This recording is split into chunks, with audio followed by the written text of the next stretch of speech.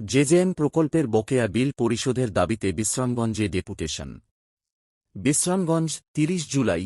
জল জীবন mission JJM প্রকল্পের অধীনে দীর্ঘদিন ধরে বকেয়া বিল পরিশোধ না হওয়ার প্রতিবাদে সোনামুড়া কন্ট্রাক্টরস অ্যাসোসিয়েশন এর উদ্যোগে বৃহস্পতিবার বিশ্রামগঞ্জে বিডব্লিউএস বিভাগের ইঞ্জিনিয়ার সুবীর দাস এর নিকট একটি ডেপুটেশন প্রদান করা হয়।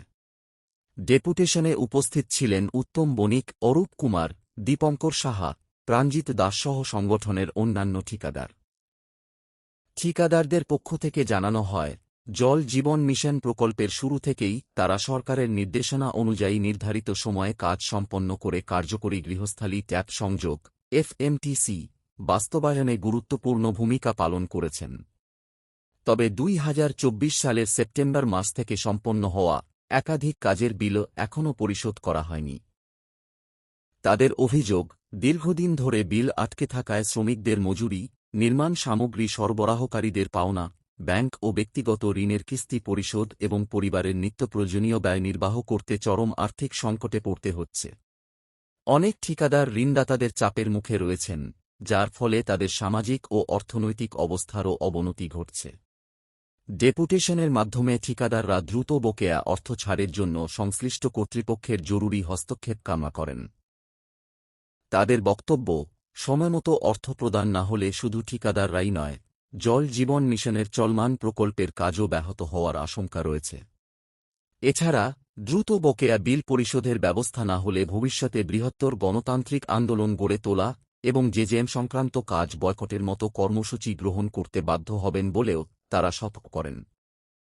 এটা কন্ট্রাক্টর অ্যাসোসিয়েশনের তরফ থেকে আমরা গেছিলাম।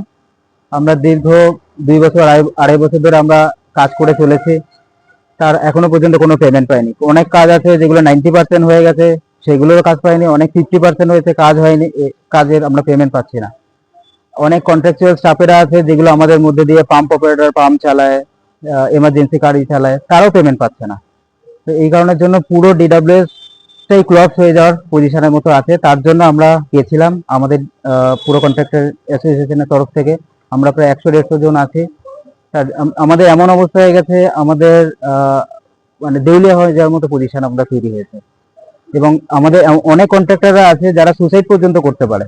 আগামী 2 মাসের মধ্যে যদি পেমেন্ট না হয়, পুজো পর্যন্ত যদি না পেমেন্ট হয়, এমন কন্ট্রাক্টররা আছে তারা সুসাইড পর্যন্ত করতে পারে এবং এটার দায়ও সরকারকে নিতে হতে পারে। এবং সেই জন্য আমরা সরকারের কাছে, সরকারের মাননীয় মুখ্যমন্ত্রীর কাছে আমাদের কাছে একটাই অনুরোধ, যে আমাদের একটা দৃষ্টি আকর্ষণ করা, যে এই ডেপুটেশনের মাধ্যমে যাতে উনি যেন এটা আমাদেরকে দেখেন এবং দিল্লি থেকে যে ফান্ড আসার কথা আছে সেটা যাতে ইমিডিয়েট আসে এবং সাধারণ মানুষরা যেটা জল পায়। কারণ এরপর আমরা রাস্তা অবরোধের মধ্যে নামতে পারি, এরপর আমরা ঘেরাওয়ের মধ্যে যেতে পারি, সেসবগুলো আমরাও চাই না। আমরা অনেক ভালো ফ্যামিলি থেকে বিলং করি, সেগুলো আমরা আমাদের মধ্যে থেকে না এনে আমরা এটা তাড়াতাড়ি যাতে কাজটা সুষ্ঠুভাবে সম্পন্ন হয় সেটা আমরা চেষ্টা করছি। এছাড়া আমাদের অনেক পারফরমেন্স ব্যাংক গ্যারান্টি আছে, অনেক ইএমডি আছে, কাজ শেষ হয়ে গেছে, 1 বছর 2 বছর আগে হয়ে গেছে, সেইগুলো পর্যন্ত আমরা রিলিজ করতে পারছি না। সেইগুলো যদি আমাদের রিলিজ হয় সেগুলো হয়। অনেক অনেক আমাদের ফার্স্টারে সেকেন্ডারে হয়েছে, হ্যাঁ আজকে পেমেন্ট হবে, নেক্সট মান্থে পেমেন্ট হবে, এইভাবে করতে করতে সেটারও পেমেন্ট হচ্ছে না। আমরা ডেলি একটার পর একটা আরো গর্তের মধ্যে আমরা পড়ে যাচ্ছি। এটা আমাদের পক্ষে আর দীর্ঘ টাইম ধরে চালানো সম্ভব হচ্ছে না।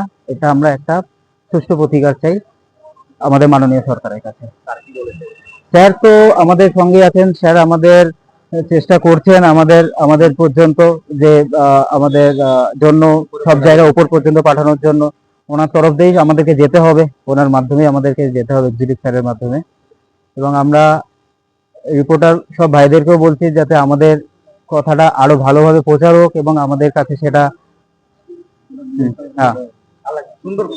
ঠিক আছে। জলজীবন মিশনের শিবাইজলা ডিস্ট্রিক্টের যারা যারা জলজীবন মিশনে কাজ করে, ওরা আজকে আমার এখানে এসেছে। ওরা আগেও এখানে যারা যারা এসেছে প্রত্যেকদিনই আসে, ওরা আজকে সবাই সুমিলিতভাবে সংঘবদ্ধভাবে এসেছে। ওরা আজকে আসলে অনেকদিন ধরে আমাদের জলজীবন মিশনে পেমেন্ট নিয়ে সমস্যা চলছে, আমরা পেমেন্ট পাচ্ছি না, ওদেরকেও আমরা পেমেন্ট দিতে পারছি না। এই সমস্ত সব কিছু জানিয়ে ওরা সংঘবদ্ধভাবে এসেছে, আমার কাছে একটা ডেপুটেশন দিয়েছে। কতজন আছে আনুমানিক স্যার এগুলো জায়গা ঠিকাদার কতজন আছে আনুমানিক? এখানে আমার এখানে ভিতরে আমার তো চেম্বারটা ছোটো, বেশিরভাগ জায়গাও না, এখানে 50-60 জন আছে, আর বাইরেও অনেক লোক আছে। স্যার কত বছর ধরে তারা পায় না টাকা, বকেয়া টাকা? তারা তারা তারা অলমোস্ট 2 ইয়ার্স। 2 ইয়ার্স। হ্যাঁ, আবার কিছু কিছু কাজ যারা মানে অর্ধ সমাপ্ত হয়েছে সেই কাজগুলির জন্য নাকি গভর্নমেন্টের ক্ষতি হচ্ছে, তারা করতে পারছে না, এই বিষয়টা হ্যাঁ, নিয়ে? আমাদের এখানে অনেক কাজই 10%, 50%, 20% আটকে আছে। অনেক স্কিমের সব কিছু শেষ হয়ে গেছে, পাইপলাইন হয়ে গেছে, ফাংশনাল হাউস টেবল কানেকশন হয়ে গেছে, কিন্তু কমিশনিং হচ্ছে না, আমরা মোটর ওয়ারিং হচ্ছে না। কিছু কাজের জন্য আমাদের অনেক কাজগুলো পড়ে আছে, সাসপেনশন পজিশন পড়ে আছে, সাসপেন্ডেড পজিশনে। ওইগুলোর জন্য আমাদের স্যার ফান্ডের টাকা আসছে না নাকি? ফান্ড আমরা আমাদের উপর থেকে বিভিন্ন ধরনের আমাদের টার্গেট দিয়ে দিচ্ছে, হ্যাঁ, বিভিন্ন ধরনের জিও টেকিং অনেক কিছু আমরা সবগুলো ফুলফিল করছি। আমাদের বলা হচ্ছে ফান্ড আসবে, হ্যাঁ, আমরা ওয়েট করছি, ফান্ডের জন্য ওয়েট করছি। তাহলে স্যার জলজীবন মিশনের আসল উদ্দেশ্যটা তো বাস্তবায়িত হচ্ছে না, তাহলে কী বলবেন? আসল উদ্দেশ্যটা টাকা না আসলে কাজ করবে না কোথা থেকে? বাস্তবিক বলতে জলজীবন মিশনে আমরা তো শিবাজল ডিস্ট্রিক্ট আমরা 86.5% অলরেডি রিসিভ করে ফেলেছি, হ্যাঁ, আমরা রিসিভ করে ফেলেছিলাম। আর আমাদের কিছু বাকি ছিল। আমি পার্সোনালি মনে করি এই ফান্ডের সমস্যাটা না থাকলে এতদিন 100% হয়ে যেত। স্যার আপনার নামটা? স্যার আমার নামটা Sumit Das, executive. Thank you sir.